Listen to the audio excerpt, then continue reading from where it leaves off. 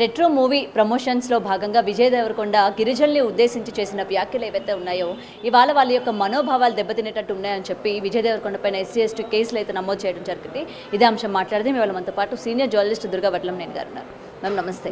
So Vijay Devarakonda చేసిన వ్యాఖ్యలు మీరు కూడా వినే ఉంటారు. అయితే నెల రోజుల క్రితం అంటే ఆ మూవీ ప్రమోషన్స్లో భాగంగా చేసిన వ్యాఖ్యల్ని ఈ రోజు వాళ్ళు మా మనోభావాలు దెబ్బతున్నాయి, మీరు ఆ విధంగా అంటే టెర్రరిస్టులని ఉద్దేశిస్తూ వాళ్ళకి ఈక్వల్గా మమ్మల్ని అలా ఎలా అంటారు అని చెప్పి ఈరోజు ఆయన పైన కేసు ఫైల్ చేయడం జరిగింది. సో నిజంగానే అతను గిరిజనుల్ని ఉద్దేశించి అన్న మాటలు మనోభావాలు దెబ్బతీసే విధంగానే ఉన్నాయంటారా?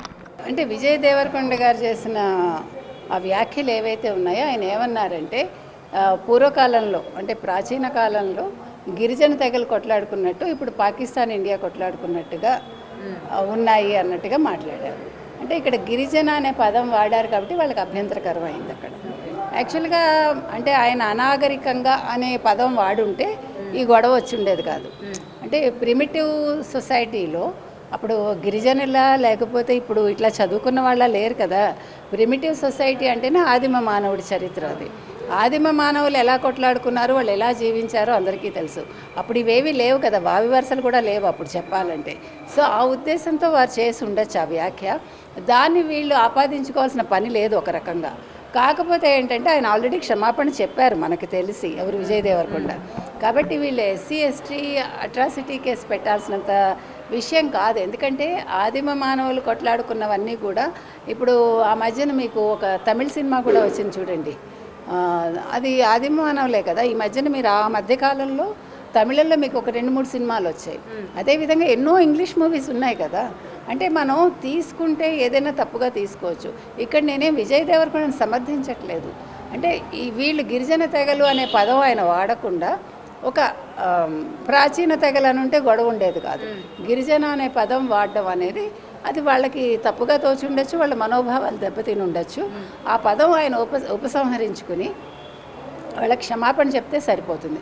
ఎందుకంటే ఈ గిరిజన సంఘాల సమాఖ్య ఏదో ఉంటుంది కదా, ఆ సమాఖ్య అధ్యక్షుడు కంప్లైంట్ చేశారు.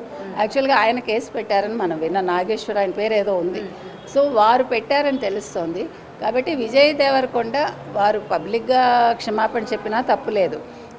లేకపోతే వారినే పిలిచి లేకపోతే వారితోటి సంప్రదింపులు జరిపి వారికి క్షమాపణ చెప్పేస్తే ఈ గిరిజన అనే పదం ఉపసంహరించుకుంటే ఇది పెద్ద గొడవ అయ్యే అవకాశం లేదనేది నా అభిప్రాయం. ఓకే, కానీ అంటే కేవలం ఇలాంటి ఈవెంట్స్లోని ఇలాంటివి కొన్ని పేర్లు తీసుకోవడం ఈ మధ్యకాలంలో బాగా ఫ్యాషన్ అయిపోయిందని చెప్పొచ్చు. ఎందుకంటే కామన్గా ప్రమోషన్స్ అంటే మెయిన్ కాంట్రవర్సీ. మనం ఏదో ఒకటి మాట్లాడితే ఆ మూవీ హైలైట్ అయినా అవుతుంది, లేకపోతే అందులో ఉన్నవి ఏవైనా సరే హైలైట్గా నిలుస్తాయి, మనం ఏదో ఒక మాట వదిలేస్తే అన్నట్టు ఈ మధ్యకాలంలో మనం చూస్తూ ఉన్నాం. ఇలాంటి ఈవెంట్స్లో మాట్లాడిన మాటలు ఆ సినిమాలకి ఎంత హైప్ తీసుకొస్తూ ఉన్నాయో. అంటే అది కాదండి ఇక్కడ. అంటే మీరు చెప్పినట్టుగా ఏదో ఒక మాట అనేస్తే ఒక కాంట్రవర్సీ వస్తే సినిమా హిట్ అవుతుంది అనుకుంటే, అమీర్ ఖాన్ మాట్లాడిన మాటలకి అమీర్ ఖాన్ ఇవాళ ఏ రకంగా ఉన్నాడో అందరికీ తెలుసు. కాబట్టి కాంట్రవర్సీ కోసం వాళ్ళు మాట్లాడట్లేదు. అది ఏమనాలి, without their knowledge slip of a tongue వస్తూ ఉండొచ్చు. కాబట్టి ఆ రకంగా వచ్చిందని మనం తీసుకోవచ్చు. మీరు చెప్పినట్టుగా ఒక పదం వాడితేనో లేకపోతే ఒకళ్ళు కించపరిస్తేనో సినిమా హిట్ అవుతుందంటే అంతకంటే నీచ సంస్కృతి ఏమి ఉండదు. ఆ రకంగా ఏ హీరో కానీ హీరోయిన్ కానీ లేకపోతే ఏ సినిమా సంస్థ కానీ ఏ నిర్మాత కానీ డైరెక్టర్ కానీ ఆలోచించరు. అవి కొన్నిసార్లు ఏమవుతుందంటే అది తెలియకుండా మాట్లాడటం జరుగుతుంది. కాబట్టి సినిమా హిట్ కోసం ఇలాంటి చీప్ ట్రిక్స్ చేస్తారని నేను అనుకోను. ఎందుకంటే గతంలో ఇంతకంటే మాట్లాడినవి ఉంటాయండి. ఇప్పుడు ఏమైందంటే సోషల్ మీడియా రావటం వల్ల ప్రతిదాన్ని మనం ఏమనాలి, ఒక కెమెరా కన్నుతోటి చూస్తున్నాం మనం. అంటే ఎక్కడ ఏది దొరుకుతుంది లూప్ హోల్, దాన్ని ఎట్లా పెద్దది చేద్దాము, మీరు పెట్టే థంబ్నెయిల్ కూడా దానికి ఆజ్యం పోస్తుంది. కాబట్టి ఇక్కడ వాళ్ళు మాట్లాడింది మామూలుగా మాట్లాడినా, ఆ సందర్భాన్ని బట్టి మాట్లాడినా కూడా దాన్ని ఆపాదించటం, దాన్ని పెద్దది చేయటంలో సోషల్ మీడియా పాత్ర చాలా ఎక్కువైపోయింది. ఇక్కడ సోషల్ మీడియా అంటే ఒక యూట్యూబ్సే కాదండి, ఈవెన్ ఇవాళ మీకు శాటిలైట్ ఛానల్స్ కూడా అలాగే. అంటే వీళ్ళని బట్టి వాళ్ళు కూడా చేయాల్సి వస్తుంది. ఇది ఒక జాడ్యంలాగా తయారైంది. కాబట్టి ప్రతిదాన్ని మనం నెగిటివ్ దృష్టితో చూడటం కంటే ఒకవేళ తప్పు జరిగితే సరిదిద్దుకుంటే సరిపోతుంది. సో సో ఇవాళ ఫైనల్గా తను సారీ చెప్పాలి అని అయితే కొంతమంది కోరుతూ ఉన్నారు, ముఖ్యంగా గిరిజనులు అనుకోవచ్చు. సో మరి రాను రోజుల్లో కూడా మా మీద ఇలాంటి మాటలు కావచ్చు లేకపోతే ఇలాంటి వ్యాఖ్యలు కూడా చేయకుండా ఉండాలి అని అంటే డెఫినెట్గా మాకు సారీ అయితే చెప్పాలి అన్నట్టు డిమాండ్ చేస్తుంది. ఏమండి, గిరిజన తెగ నుంచే మొత్తం అందరూ వచ్చారు, తర్వాత ఇవన్నీ కూడా నాగరికంగా తయారయ్యాయి. కాబట్టి ఇక్కడ ఎవరు అనాగరికులు కాదు, నాగరికులు కాదు.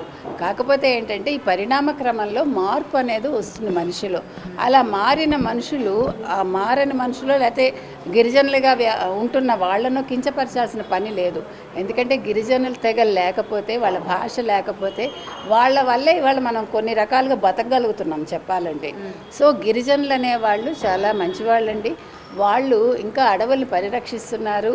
మనకి ఎన్నో అక్కడి నుంచి మనకి ఎన్నో వస్తువులు కూడా వాళ్ళు మనకు తీసుకొచ్చి అమ్ముతూ ఉంటారు. సో వాళ్ళు లేకుండా మన జీవనం లేదు. వాళ్ళని ఎవరు కించపరచరు, కించపరచకూడదు కూడా. కాబట్టి మీరు అన్నట్టు విజయ్ దేవరకొండ ఒక చిన్న క్షమాపణ చెప్తే ఆయన తగ్గేది లేదు. ఆయన హీరోగా ఆయన ఏమీ తగ్గిపోడు. కాబట్టి ఆయన క్షమాపణ చెప్తారనే మనం అనుకుంటున్నాం. Thank you ma'am.